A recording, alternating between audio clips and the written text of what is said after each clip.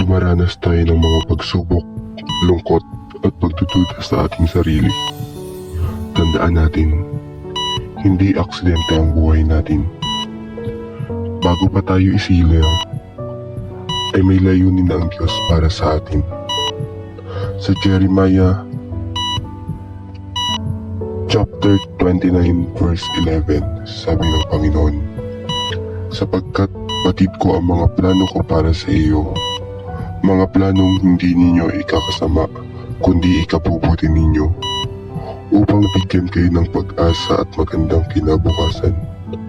Kung pakiramdam mo ay walang saysay ang buhay mo, magtiwala ka. Hindi ka isang pagkakamali. Hindi ka isang taong walang halaga. May plano ang Diyos sa iyo.